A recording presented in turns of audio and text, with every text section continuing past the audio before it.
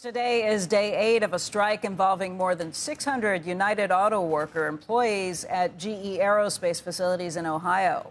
In a statement to Squawk Box, a GE Aerospace spokesman said that the company is proud of the offer that it gave to employees and, in its words, are disappointed that the Detroit-based UAW leaders have decided to strike before our employees have had an opportunity to vote. We remain focused on serving our customers through our detailed contingency plans that ensure continued operations with the highest level of safety and quality.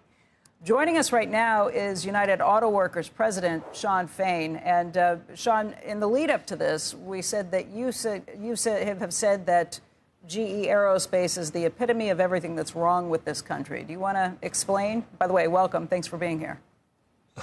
Hey, thanks for having me. It's good to be here again. And look, what GE is doing is financially reckless not to settle this strike. And I'll go a little bit more into detail if you'll give me a minute. But to say that they're proud of a deal like this or their offer on the table, all of the union's proposals combined would cost about $75 million for a 5-year deal.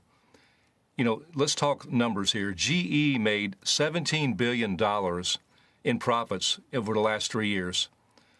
And in 2020, from 2022 to 2024, our deal would be less than 1% of their 2024 profits alone. And, workers, I want to be clear about this. Workers aren't asking to be millionaires. All they're asking for is their fair share of the profits that their work generates. And you talk about $17 billion in profit. Of that $17 billion, they paid out over that same time frame $16.3 billion to shareholders in dividends and buybacks. They $2.2 billion in this first quarter alone this year. And the CEO, got a 985% increase to $89 million. Now, workers want to know one thing. They want to know that they'll have a job tomorrow and that they're able to afford health care. So over this same time frame when they've done all this, this company, with what they want to say they're proud of their offer, they want to increase the health care premiums of these workers by 18%. And the sad reality is this.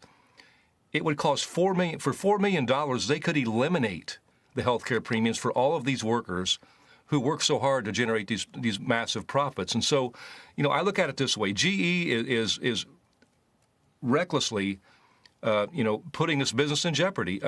Half of GE Aerospace's business is servicing engines they've already sold. And the Erlanger facility, which is on strike, is the single point of failure in shipping all these critical parts. So I challenge anyone to look me in the eye and tell me that GE can't afford $4 million to eliminate health care premiums when they can pay $16.3 billion in dividends and buybacks, $2.2 billion this quarter alone, and then have the audacity to demand an 18% increase in premiums. And sadly, their lead negotiator, who, by the way, is also from Detroit, he couldn't look us in the eye and tell us that. Hey, Shawn, let me just walk through what a company offer summary has laid out. They say that they proposed a 3-year agreement with the UAW that sets a general wage increase over the 3 years that totals 12%, a 5% increase effective in September of this year, a 4% increase September of next year, 3% after that. They also say that the two other union represented employee groups have already ratified new contracts earlier this summer, and they want to know why you haven't taken this to a vote to the union membership. So, first off, the union members elect a bargaining committee to represent them at the bargaining table. So, it's not Detroit-based people bargaining for them. It's their own members right from the shop floor that bargain for them. We're there to help them in the process. We give them the resources they need. So that's the first thing to be clear about. And they elect these bargaining committee to represent their interests at the bargaining table. That's what they're doing. Second, I'm not really concerned about what other unions have done. This is a UAW agreement, and again, we're focused on the massive profits that our work has generated. And like I said, it's completely, when you talk about a 12% wage increase, what they're not saying is they want to increase their health insurance premiums by 18%. So in reality, everything you're getting in wage increases is going to be eliminated by increases in health care. So they're taking away on the other end. They're not talking about that. What is the dollar breakdown? If it's a 12% increase over 3 years, what does that mean for the average salary? If it's an 18% increase in health care premiums, what does that work out to on a dollar basis? Well, average? As we said, when you look at, let's just talk numbers. Let's be real simple about this. For a corporation, let's not talk percentages. Let's talk numbers. actual numbers. Well, yeah, it is numbers. It is actual numbers. But $17 billion in profit, $16.3 billion paid out. Now think about this. So let's say everything that we're asking for on the everything on the table is $75 million. This company paid $2.2 billion in the first quarter alone in dividend or in buybacks. So they could have paid out $1,925 million to shareholders still, and they could have settled this contract. And the sad reality is what they've lost in the 8 days they've been on strike, the second day on strike basically could have paid for the entire cost of what we're asking for. So it's everything they're doing is financially reckless right now, in my opinion. So it sounds like you consider this location a choke point that you can really shut things down for GE Aerospace if the strike continues here? It's already affecting their business. It's affected their business, as I said, a lot more than what it would have costed just to settle and still keep making these massive profits. So it's like I said, it's financially reckless on the part of the company. And to sit there and look these workers in the face and tell them and basically sneer at them and say, we have nothing. I mean, it's sad to me. And that is what's wrong. That's the epitome of why working class people in this country are fed up, because they work hard. They're not asking to be rich. They just want to be able to live a decent quality of life. All these massive profits keep being generated for these companies, and the end result is they want to ship the work somewhere else, or they want to threaten them, and they want to keep increasing the cost of living for them. It's insane. Where do you come down on politics? You did not endorse President Donald Trump, but you have seemed to agree with him on his tariff policies. Did you endorse? You didn't endorse Biden either. No, I don't think you endorsed either. But where do you stand right now? I'm sorry, yeah. Kamala Harris.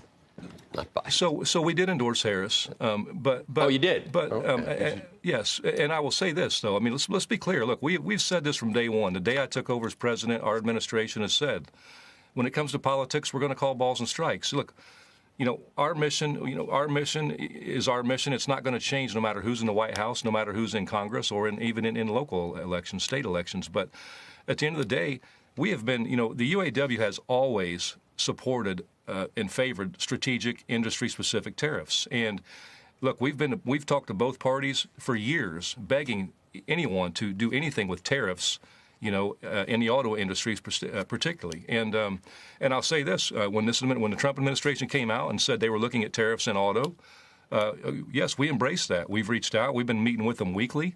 Commerce Department and U.S. Trade Ambassador Greer, Secretary Lutnick. We've had a lot of really good conversations.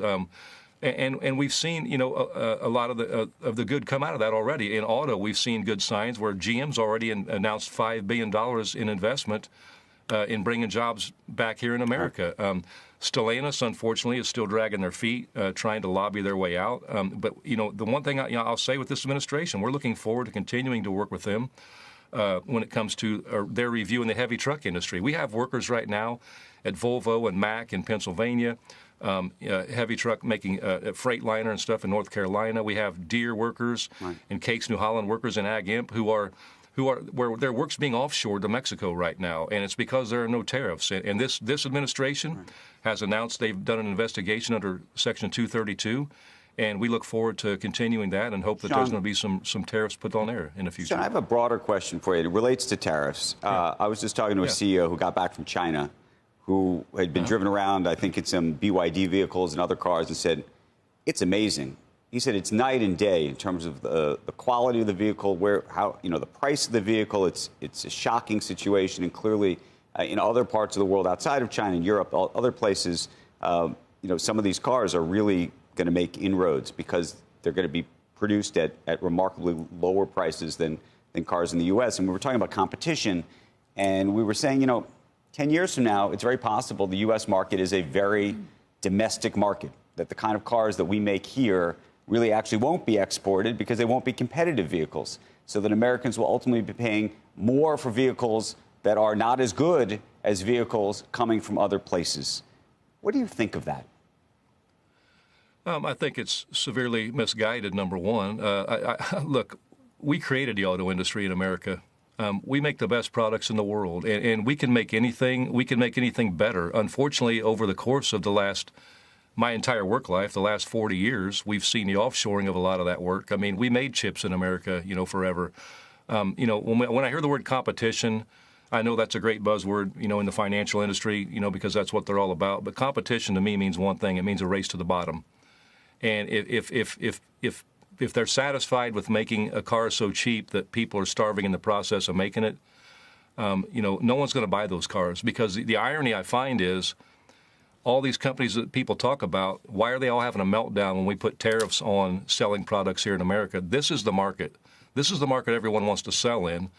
But unfortunately, they want to go make it. They want to make people destitute in the process of making their product, and then they want to ship it back here and sell it. But there's not going to be anybody left if we continue on this path to buy any of these vehicles anywhere, no matter how cheap they are. And so look, our quality here in America is top notch. We can build anything in America better than anyone. Well, Shawn, I don't disagree that we can build anything in America. The question is, can we for the price, and this goes to the cost of labor and how much we pay for labor to some degree. But that is the very interesting question, which is, are there going to be products out there that are going to be effectively superior products at materially cheaper prices, and that the American consumer is going to be locked into something else? I don't know what the right answer is. That's why I'm curious about it. So the key word you said there was I would say the key word you said there, though, was about talking about the cost of labor. The cost of labor is literally 5% of the price of a vehicle. So